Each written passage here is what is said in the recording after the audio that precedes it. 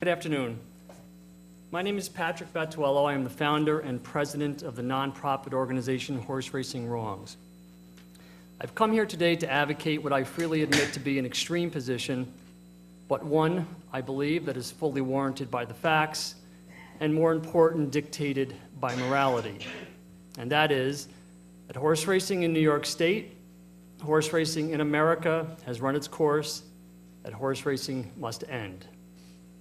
For far too long, this industry has been given cover under the banner of sport, indeed, the sport of kings, when in fact it is nothing but an archaic, largely non-viable gambling industry that exploits, abuses, and kills sentient beings inherently.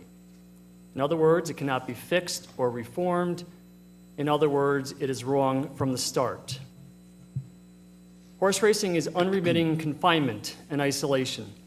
A typical racehorse is kept locked, alone, in a tiny 12 by 12 stall for over 23 hours a day, making a mockery of the industry claim that horses are born to run, love to run, and a cruelty all the worse for being inflicted upon naturally social herd-oriented animals like horses. Horse racing is control and subjugation. It is lip tattoos, cribbing collars, nose chains, tongue ties, mouth bits, and whips. Horse racing is commodification.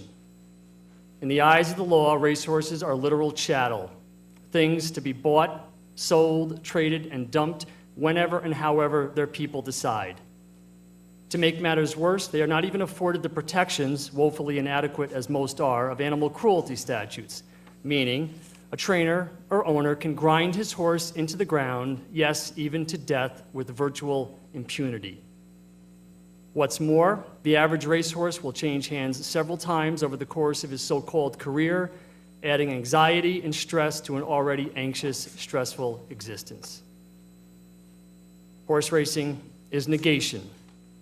Practically all the horse's natural instincts and desires are thwarted, creating an emotional and mental suffering that is brought home with crystal clarity in the stereotypies and vices commonly displayed by confined racehorses. Cribbing, bobbing, weaving, pacing, kicking, even self-mutilation. Says world-renowned equine behaviorist Dr. Nicholas Dodman, who also incidentally is a member of our advisory board, and I quote, "Racehorses with long periods of confinement and isolation exhibit an unusually high prevalence of stereotypies. The suffering can be described by referencing the suffering of people in solitary confinement. A recently released man who had spent years in solitary said he sometimes felt anxiety, paranoia, panic, hallucinations, etc. The only way he could help suppress the dysphoria was to walk back and forth in his cell until the line he walked was soaked in sweat." And of course, horse racing is killing. Since 2009, when the Gaming Commission's database went live, which incidentally only came in the wake of outrage over 8 bells and calls for greater transparency, over 1,300 racehorses have died at New York State tracks, an average of 137 every year. But those are just the ones we know about, the ones who died on site. How many more of the catastrophically injured were euthanized back at their owner's farm? How many more too badly damaged had to be put down after landing at a rescue? How many more still killed at private training facilities? Nationally, through our unprecedented FOIA reporting, Horseracing Wrongs has documented with names, dates, and locations over 5,000 confirmed kills on U.S. tracks just since 2014. We estimate that over 2,000 horses are killed racing or training across America every year. Over 2,000, imagine that. And just to be clear, death at the track is neither clean nor tranquil. It is cardiovascular collapse, pulmonary hemorrhage, blunt force head trauma. It is broken necks, crushed spines, ruptured ligaments, and shattered legs, occasionally shattered so severely that the limb remains attached to the rest of the body by skin or tendons only. One such horse was Heelbolt, who broke down in a 2009 race at Fairgrounds in Louisiana. an ESPN writer, followed the track vet as she went to work. He writes, Heelbolt's eyes, once coldly fixed on the track, are teary and dilated. His breathing, once quick, has quickened even more. His coat, once shiny from the pumping of oil and sweat glands, has dulled. Out comes the pink. That's the euthanasia solution. The vet strokes his neck to say goodbye, then puts her left index finger on his jugular and presses down, swelling the vein.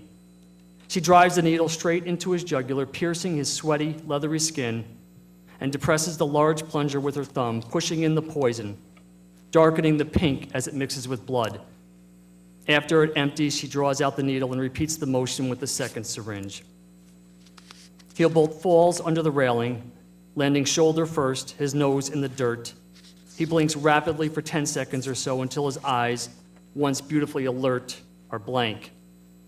As his fellow horses, having just finished the race, jog by, his life is measured in shallow breaths until he is no longer breathing, until he is just 1,200 pounds of expired muscle, his bloody, shattered leg hooked on a railing. It's hard to know what a peaceful death looks like, but this isn't it. Still, that number 2,000, staggering though it is, tells but a part of the story. Each year, hundreds more die back in their stalls from things like colic, laminitis, infection, or are simply, quote, found dead in the morning. Then to slaughter, while the industry desperately tries to downplay the extent of the problem, cunningly flashing its zero-tolerance policies and aftercare programs in defense. The prevailing wisdom, backed by 2 scientific studies, is that the vast majority of spent or simply no longer wanted racehorses are brutally and violently bled out and butchered in Canadian and Mexican slaughterhouses every year. Some 12,000 to 15,000 thoroughbreds alone each year. All of this, the on-track racing and training kills, the stall deaths, and the exsanguinations, leads to a single inescapable conclusion. The American horse racing industry is engaged in wholesale carnage, not hyperbole, carnage. The truth is, horse racing is in decline and has been for some time now. Just since the year 2000, U.S. racing has suffered a net loss of 34 tracks. All other metrics, race days, races, field sizes, foal crops, and yes, attendance and handle are also down. Some 50% of what they were just 30 years ago. But even more telling is this. The bulk of the American horse racing industry is being heavily subsidized, with many tracks wholly propped up by slots and other gaming revenue. To use our own state as an example, it is no exaggeration to say that if not for this corporate welfare, money, mind you, that should be going to education instead, all 7 harness tracks, and quite possibly even likely Finger Lakes and Aqueduct, would have closed years ago. Clearly, full-service independent casinos and state lottery games are winning the market, and soon this competition will become that much stiffer with all sports betting. But legislators, swayed by industry talk of job loss and tradition, keep sending lifeboats, which is not only an affront to our free market principles, but allows for the continued killing of horses in the process. Beyond the economics are the changing times in which we live. Sensibilities toward animal exploitation, most especially regarding entertainment, are rapidly evolving. In just the past few years, Ringling Brothers has closed for good, ending 146 years of animal abuse. SeaWorld, after being exposed by the documentary Blackfish, has ended its captive breeding program for orcas and remains in slow, steady decline. Sir, I should wrap up. You got about a minute. I'm sorry? Wrap up. You got about a minute. Okay.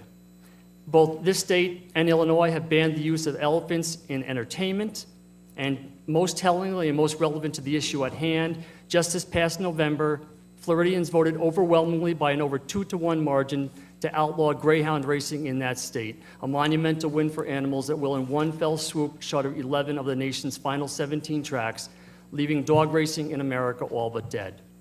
So the question becomes, why is horse racing exempt? Especially given that the scale of killing and the depth of suffering dwarfs all those other industries combined. We live in 21st century America. We can, we should, we must be better than this. Thank you. And so, I mean, the economic impact of the equine industry in New York State is that it produces $5.3 billion. NYRA races generate $2.2 billion in handle annually. And New York's equine industry supports 42,400 full-time jobs. What do we do about it? You can't just erase all Sure. Well, first off, most of those jobs aren't very high paying, so we have to keep that in mind. Secondly, throughout our nation's history, myriad businesses and industries have come and gone. That's the way it works in a capitalistic society. The classic example is the horse and buggy. Remember all the hand-wringing, back at the turn of the century when the automobile was introduced. But secondly, we believe that money is no way to decide issues of morality, and this is fundamentally a moral issue. And then, as I referred to, the bulk of the racing in New York State is being subsidized. There would be no harness tracks today, and that's not my opinion. You could ask the harness people that. They'll say the same thing, if not for the slots money. And that's money, mind you, again, that should be going to education. All state-sponsored gambling is supposed to benefit the public good, education specifically. I think it's to the tune of over $200 million a year that the New York State horse racing industry is receiving in corporate welfare. So I ask you, is that an industry that is too big to fail? You talk about morality, and I'm not saying that the almighty dollar is the morality we should follow, but what about the families that depend on that dollar and the morality, and what we have to look after is their welfare as well. Right, so I understand the question, and it's not as if I don't have any sympathy, for those people. I'm sure they're very hardworking folk. But is that within government's purview to salvage and, businesses that the public no longer wants?